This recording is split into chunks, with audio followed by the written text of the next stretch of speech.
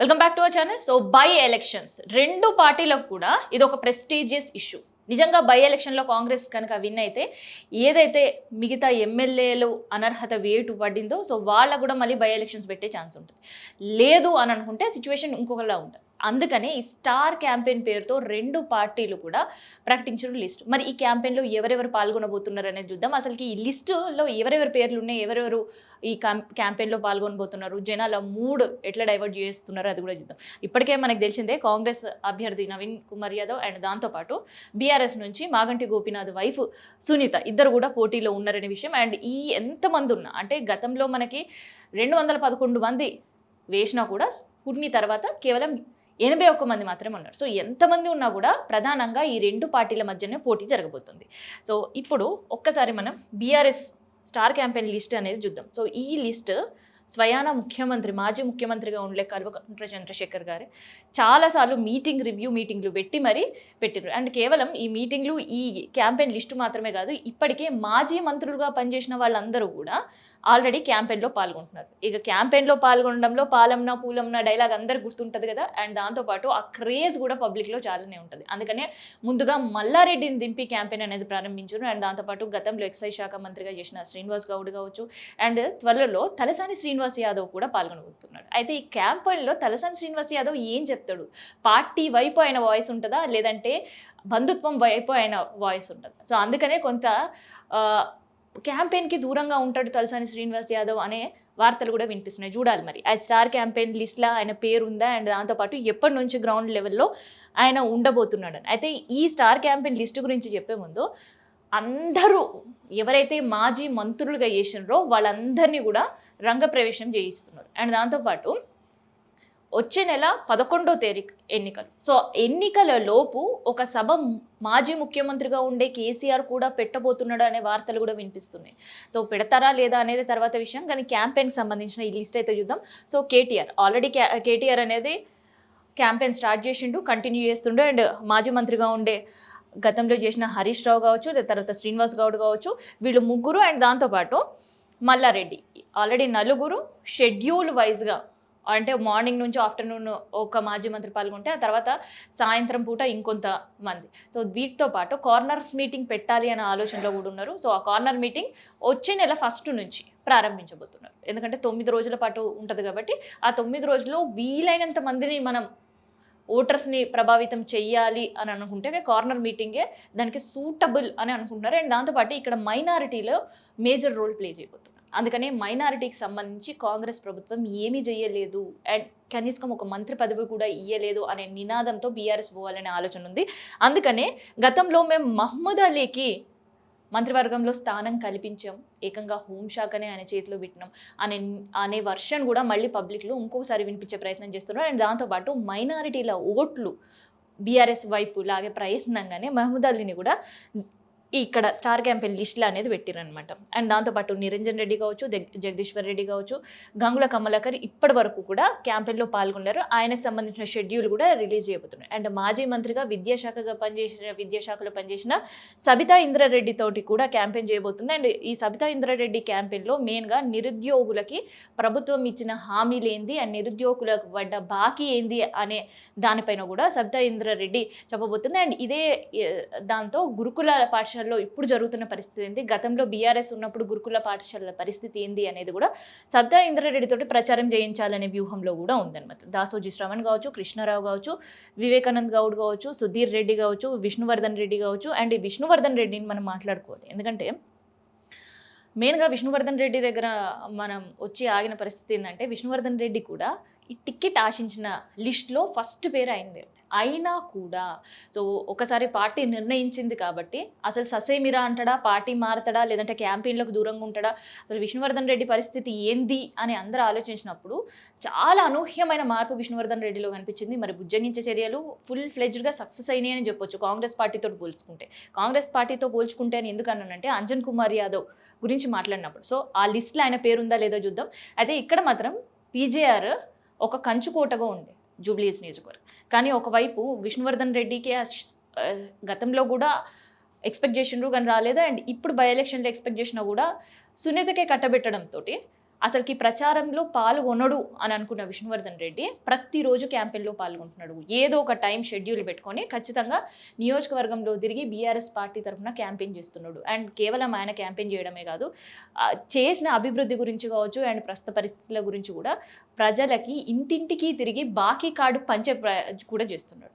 So అట్లా విష్ణువర్ధన్ రెడ్డి కూడా యాక్టివ్గా రోల్ అయితే ప్లే చేస్తున్నాడు. అండ్ ముఠా గోపాల్ ఇప్పటి వరకు కూడా క్యాంపెయిన్లో లేని పరిస్థితి. అండ్ మాజీ చైర్మన్లు కావచ్చు అండ్ దాంతోపాటు ఎమ్మెల్సీలు కావచ్చు, వీళ్ళందరినీ కూడా ఒక క్యాంపెయిన్ ముందుకైతే సాగుతుంది బీఆర్ఎస్ నుంచి. అండ్ కాంగ్రెస్ నుంచి ఎవరు ఉన్నారు అంటే ఇప్పటికే సీతక్క మనకు తెలిసిందే. సో సీతక్కకి ప్రజల్లో ఒక మంచి పేరుంది. అండ్ గతంలో ఆమె చేసిన సేవా కార్యక్రమాలతో కూడా సీతక్కని అందరూ ఐడెంటిఫై చేస్తుంటారు. సో అందుకనే ముందుగా సీతక్కతోటి క్యాంపెయిన్ అనేది నవీన్ ప్రారంభించిన పరిస్థితి. అయితే ఇక్కడ ఒక లిస్ట్ చూద్దాం, ఎవరు లిస్ట్ పెట్టిర్రు అండ్ ఇందులో ఎవరెవరు ఉన్నారు అనేది.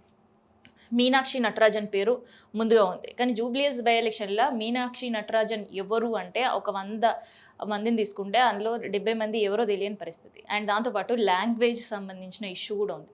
మీనాక్షి నటరాజన్ మరి ఏం క్యాంపెయిన్ చేస్తారని తెలియదు. అండ్ ముఖ్యమంత్రి రేవంత్ రెడ్డి పేరు కూడా ఈ స్టార్ క్యాంపెయిన్లో ఉంది. మరి ఈ ముఖ్యమంత్రి రేవంత్ రెడ్డి కూడా ఏమైనా సభ పెట్టే అవకాశం ఉందా, సభలో పాల్గొని తమకు ఓట్లు వేయాలని ఓటర్లని రిక్వెస్ట్ చేసే పరిస్థితి ఉందో చూడాలి. ఎందుకంటే టైం షెడ్యూల్ చాలా తక్కువ. ఇంకా కాంగ్రెస్లో ఫస్ట్ పంచాయతీలు పెట్టుకోవడానికి, ఆ పంచాయతీలన్నీ సద్దుమనగడానికి అండ్ దాంతోపాటు ఒకరి మీద ఒకరు కమిటీలకి కంప్లైంట్లు చేయడానికి వాళ్ళందరినీ కూర్చోబెట్టి వాళ్ళని మళ్ళీ సద్దుమనిగే వరకు బుజ్జగింపు చర్యలకి ఇవే సగం టైం సరిపోతుంది. ఎందుకంటే బై ఎలక్షన్స్ వచ్చినాయి అండ్ దాంతోపాటు ఆల్రెడీ క్యాంపెయిన్స్ చేసుకోవాలి, లేదంటే ఆ వ్యూహం ఆలోచించేది పక్కన పెడితే కొండా సురేఖ ఇష్యూ కావచ్చు అండ్ అది కొంత సద్దు మనిగింది అనుకుంటే ఓఎస్డీని తీసేయడం కావచ్చు అండ్ ఇట్లాంటి ఇష్యూస్ తోటి చాలా బిజీగా ఉండే పరిస్థితిలో మరి ఎవరు పాల్గొంటారు అనేది. ఎందుకంటే ఈ పంచాయతీ మొన్న దివాళీ రోజు కూడా మనం చూసినాం కదా, కొండా సురేఖ ఫ్యామిలీ మెంబర్స్ అందరూ కూడా మళ్ళీ రేవంత్ రెడ్డిని కలవడం, ఆ తర్వాత కూర్చొని చర్చలు జరపడం, ఇవన్నీ కూడా అవే చాలా బిజీలు ఉన్నారు వాళ్ళు పంచాయతీలలో. మరి ఆ పంచాయతీల నుంచి బయటకు వచ్చి ఎప్పుడు ఎవరు క్యాంపెయిన్స్లో పాల్గొంటారు అనేది చూడడం. ఇంకొకటి ఏంటంటే ఒకరంటూ ఇంకొకరికి పడిన పరిస్థితులు కూడా ఉన్నాయి. ఒక బీసీ అంటారు, ఇంకొకరు నేను మాదికకు సంబంధించిన వాళ్ళం కాబట్టి నన్ను దూరం పెడుతున్నారని ఇంకొంతమంది. సో ఇంత లొల్ల మధ్యలో ఎవరు కలుపుకోబోయి ప్రచారంలోకి పోతారు అనేదే ఇక్కడ ఒక ట్విస్ట్ అయితే చూస్తున్నాం. అయితే ముందుగా అయితే సీతక్క బరిలో దిగింది, క్యాంపెయిన్ స్టార్ట్ చేసింది. మరి సీతక్క క్యాంపెయిన్ స్టార్ట్ చేసిన తర్వాత కొండా సురేఖ పరిస్థితి ఏంది? ఇప్పటివరైతే కొండా సురేఖ ఎక్కడ కూడా క్యాంపెయిన్లో కనిపించింది. మరి క్యాంపెయిన్ లిస్ట్లో ఆమె పేరు ఉందా లేదో చూద్దాం. మహేష్ కుమార్ గౌడ్, తర్వాత Vishwanath, Bhatti Vikramarka, Uttam Kumar, Damodar Rajanarasimha, Vamshi Chand Reddy and Komatireddy Venkat Reddy, Ponnam Prabhakar. So Ponnam Prabhakar already active role అనే ప్లే చేస్తున్నారు. కార్నర్ మీటింగ్స్లో కూడా పొన్నం ప్రభాకర్ ఉండడంతో పాటు బీసీ నినాదం పబ్లిక్లోకి తీసుకెళ్లే ప్రయత్నం అయితే చేస్తున్నారు. కానీ ఎక్కడ బీసీ నినాదం తీసుకెళ్లాలనే ప్రయత్నం చేసినా ఇచ్చిన హామీలను కూడా నిలదీస్తున్నారు.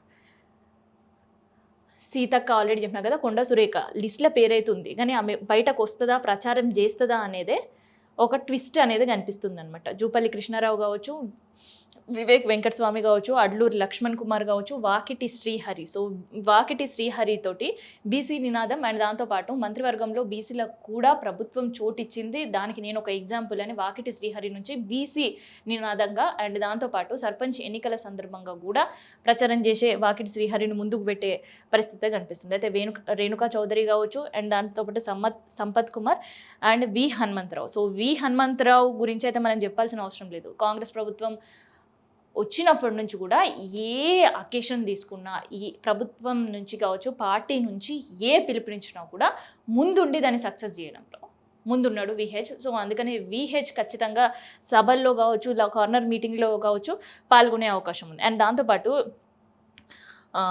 జనార్దన్ రెడ్డి, షబీర్ అలీ అండ్ మధు యాష్కి గౌడ్. సో షబీర్ అలీని ముందు పెట్టుకొని మైనారిటీకి సంబంధించిన ఓట్లు అండ్ ఓటర్లని ప్రభావితం చేయడానికి కూడా కాంగ్రెస్ ప్రభుత్వం ప్రయారిటీ ఇస్తుందని చెప్పొచ్చు. అండ్ ఇక్కడ మనకి అంజన్ కుమార్ యాదవ్ కనిపించింది. So Anjan Kumar Yadav ticket expect చేయడం అండ్ దాంతోపాటు అలీ కూర్చున్నాం, నేను పార్టీకి రాజీనామా చేస్తాం, ఇదంతా ఎపిసోడ్ మనం చూసినాం. ఈ అంత ఎపిసోడ్లో ఏకంగా మీనాక్షి నటరాజన్ వచ్చి ఆయన బుజ్జగించాలి అనే చర్యలు తీసుకున్నప్పుడు కావచ్చు అండ్ బట్టి ముందు ఉండి కంప్లీట్గా జూబ్లీహిల్స్ బై ఎలక్షన్స్ అన్నీ కూడా అంజన్ అన్ననే ముందుకు తీసుకొని నడిపిస్తాడన్నా కూడా మీడియా సమావేశంలో వెనుక ఉండే అంజన్ కుమార్ అడ్డంగా తలాడించిన విజువల్స్ ఇప్పటి కూడా మీరు చూడొచ్చు. సో యూట్యూబ్లో సెర్చ్ చేసినా, గూగుల్లో సెర్చ్ చేసినా, ఎక్కడ సెర్చ్ చేసినా కూడా ఆ అడ్డంగా తలాడించిన విజువల్స్ చాలా క్లియర్గా కనిపిస్తాయి. అక్కడనే నేను క్యాంపెయిన్లో పాల్గొనను అని చాలా స్పష్టంగా మీడియా ముందు కావచ్చు, పార్టీ పెద్దల ముందే నిరాకరించాడు. మరి అంజన్ కుమార్ యాదవ్ నిజంగా వచ్చి క్యాంపెయిన్లో పాల్గొంటాడా? నిజంగా నవీన్ యాదవ్కి సమ్మతిగా ప్రచారం చేస్తాడా అనేది ఇక్కడ పెద్ద ట్విస్ట్. అండ్ ఇక్కడ అంజన్ కుమార్ యాదవ్కి సంబంధించిన ఓట్ బ్యాంక్ కూడా ఉంది. ఇన్ కేస్ అంజన్ కుమార్ యాదవ్ గనక ఇక్కడికి వచ్చి ప్రచారం చేయలేకపోతే ఆ ఓట్లు మిగతా పార్టీలకు డైవర్ట్ అయ్యే అవకాశం ఉంటుంది. ఆయన రావట్లేదు అంటే ఆయనకు సంబంధించి అక్కడ సీట్ ఎక్స్పెక్ట్ చేస్తున్నాడు. అండ్ దాంతోపాటు అక్కడ ఆయనకు సంబంధించిన వర్గం కూడా ఉంది, ఆయనకు సంబంధించిన ఒక ఓట్ బ్యాంక్ కూడా ఉంది. కాబట్టి అంజన్ కుమార్ యాదవ్ వస్తేనే ఆ ఓట్ బ్యాంక్ అనేది కాంగ్రెస్ పడే అవకాశం ఉంటుంది. లేదు అంటే ఆ ఓట్ మిగతా పార్టీలకి డైవర్ట్ అయ్యే అవకాశం ఉంటుంది. సో ఇక్కడ అంజన్ కుమార్ యాదవ్ అనేది చాలా కీలకం. ఇప్పటి వరకు అయితే ఎక్కడ కూడా అంజన్ కుమార్ యాదవ్ కనిపించలేదు. అండ్ పార్టీ తరఫున కూడా ప్రెస్ మీట్ పెట్టిన సందర్భాల్లో కూడా నేను చాలా పార్టీకి కష్టపడ్డా కానీ నాకు టికెట్ ఎక్స్పెక్ట్ చేయడంలో తప్పు లేదు, కానీ ఇయ్యలేదు అనే అసంతృప్తే చెప్పిండు తప్ప ఇక్కడ కూడా అవును నేను ముందు నుండి నడిపిస్తా పీజీఆర్ లాగా అని మాత్రం ఎప్పుడు కూడా చెప్పిన పరిస్థితి లేదు. సో అంజన్ కుమార్ రాకపోతే పరిస్థితి ఎట్లా ఉంటుంది? అండ్ ఇక్కడ విజయశాంతి పేరు కూడా ఉంది.